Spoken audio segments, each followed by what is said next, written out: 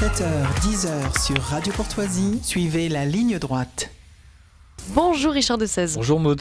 Bon Richard, vous ne parlez pas d'Emmanuel Macron ce matin ? Non, je vais vous parler, j'ai parlé quand même un peu de Macron parce que je vais parler de Darmanin et on a appris que Macron et Darmanin pensaient leur douleur ensemble. Ah ouais. Et il a invité par exemple Darmanin à déjeuner en tête-à-tête. Oh. Ben oui, mais c'était mignon, et ils étaient là, j'ai dissous, c'était bête, et Gérald dit, je te l'avais dit Manu, fallait pas dissoudre, et en même temps Gérald, heureusement tu es là, tu es mon dernier soutien, mais s'il n'en reste qu'un, ce sera moi, a dit Gérald qui a lancé Populaire en même temps, donc un mouvement politique pour être bien certain de pas du tout faire comme le président.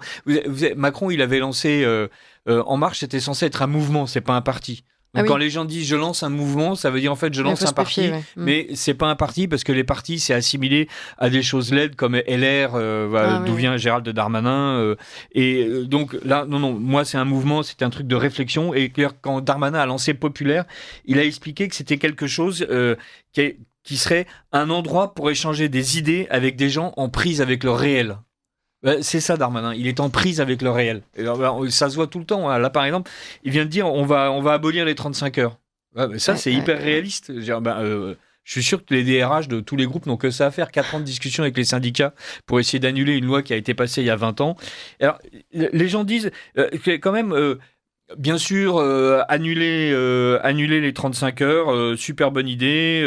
Un jour férié en moins, privatisation de l'audiovisuel public. Autrement dit, on a bien compris que tu avais ressorti ta carte DLR que tu avais oubliée au fond de ta poche, mais en même temps, c'est quand même bizarre. Comme nous dit le Frédéric Souillot, celui qui dirige France Ouvrière, le même qui nous vendait la semaine en 4 jours il y a 3 mois veut aujourd'hui rallonger le temps de travail. Et les gens se disent, en fait, il n'est pas forcément en prise avec le réel, il est en prise avec des gens qui lui conseillent comment essayer de se placer pour être candidat malheureux à la présidence en 2027 et peut-être candidat plus heureux à la présidence en 2032 ou en 2037, voire en 2042, enfin bref, avec un peu de chance. Gérald, lui, il y va, il continue, donc il a lancé Populaire dans l'Est. À Tourcoing, puisque c'est son fief. Vous savez, on avait parlé de sa rentrée qu'il avait, avec élégance républicaine, décidé de repousser le temps que Barnier continue à faire son bras de fer avec Macron. Macron lui disait si, il reprend Gérald. Lui disait non, j'en veux pas, il pue.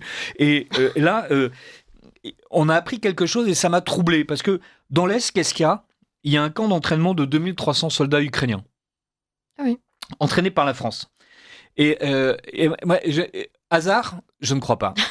Donc, je pense en fait que Populaire est un mouvement et il y a dans le Grand Est une base militaire où 2300 soldats ukrainiens sont entraînés dans des conditions réelles. Et conditions réelles, ça me fait penser aux gens en prise avec le réel. Et donc là, on me dirait que Macron et Darmanin sont en train de se former une petite troupe au cas où ils pourraient faire des choses amusantes contre Barnier. Je ne sais pas, parce que quand même, Darmanin, il a un côté je manie le lance-flamme dès que Barnier parle. Donc là, on se dit, il y a cette espèce de climat militaire dans le Grand Est qui est un peu bizarre. Donc il y est aujourd'hui Emmanuel Macron, parce que c'était un projet de la France. On forme les Ukrainiens en France, et après on les renvoie en Ukraine et ils combattent. Et il paraît que l'armée a fait quelque chose d'hyper réaliste, c'est-à-dire ils ont construit des camps d'entraînement et là on nous dit que c'est hyper réaliste pour entraîner les Ukrainiens, mais en fait d'une manière générale tous les camps d'entraînement de l'armée française sont hyper réalistes en fait. Voilà, il y a juste besoin de crédit généralement pour les construire, mais voilà. Alors puisqu'on parle de crédit, ça c'est aussi quelque chose que j'ai bien aimé pour être en prise avec le réel. Bruno Retailleau, qui lui est en prise avec, comme tous les gens du gouvernement Barnier, avec le déficit abyssal qui a été laissé, avec la désorganisation complète, qui avait le véritable héritage en fait de Macron, s'est rendu compte qu'il y avait un trou dans les caisses de la gendarmerie et que les gendarmes ne pouvaient pas payer les loyers des gendarmeries. Alors, et en fait, c'est Gérald. Vous savez, le mec qui est en prise avec le réel, qui a dit c'est pas grave, vous payez pas septembre, octobre et novembre, on attendra la fin de l'année. Alors voilà, donc ce qui est bien, c'est que Retailleau, Barnier, etc. Ils sortent, ils ouvrent les placards, ils sortent les trucs qui puent, ils les jettent sur la place publique en disant regardez, c'est la faute des autres. La vraie solidarité gouvernementale. Après tout, quand Attal et Darmanin passent leur vie à expliquer que Barnier se prend quand même en chabalet, et quand le président de la République, Emmanuel Macron, explique qu'on n'a pas le droit de dire que l'immigration, c'est pas une chance pour la France. Il a eu un super exemple d'ailleurs. Il a dit Marie Curie, elle était polonaise. Ah ouais. Charles Aznavour aussi. Voilà, et Charles Aznavour. Ouais. Alors, comme chacun sait, il y a un nombre incroyable de spécialistes de l'industrie nucléaire et de la physique nucléaire et de la médecine nucléaire dans tous ceux qui débarquent en France. Bon, on les a pas encore repérés, mais on peut faire confiance à Darmanin. Il a mis en place un truc, ça s'appelle Populaire, en prise avec le réel. Donc là, je pense qu'il va trier. Et il y a une suspension de paiement temporaire. Alors pourquoi il n'y a pas de thunes? Alors il y a 3 raisons qui sont avancées. Le ministère de l'Intérieur n'avait pas anticipé les dépenses engagées en raison du conflit en Nouvelle-Calédonie. Ça, c'est vraiment français. On a une armée, mais on fait en sorte de lui supprimer tous ses crédits, ce qui fait que quand on doit l'engager, en fait, elle a plus de matériel. Mais quand je dis qu'elle a plus de matériel, c'est elle a pas de munitions, elle a pas d'obus, elle a pas de fusil, elle a pas d'hélicoptère, elle a pas de char, elle a rien.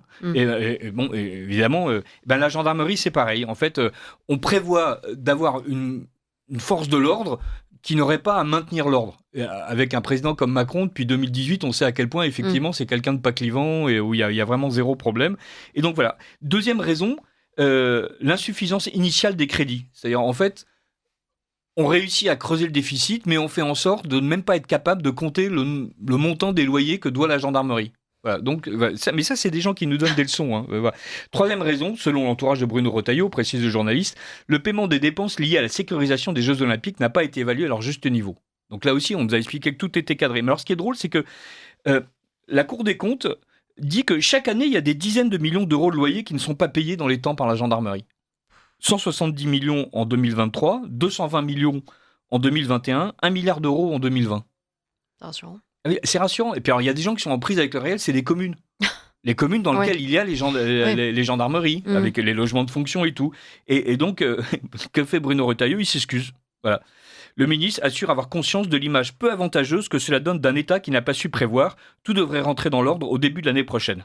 Parce que les gens réels qui sont dans les communes, pas vraiment à Tourcoing et pas chez Populaire, eux, ils voient juste qu'ils ne peuvent pas boucler le budget communal. Alors, comme en même temps, l'État explique « Ah oui, mais c'est que vous dépensez comme des sagouins », et ils sont un peu fondés à dire je ne sais pas si on dépense comme des sagouins, mais si effectivement vous ne nous payez pas ce que vous nous devez, c'est normal qu'à l'arrivée, on soit un peu en déficit.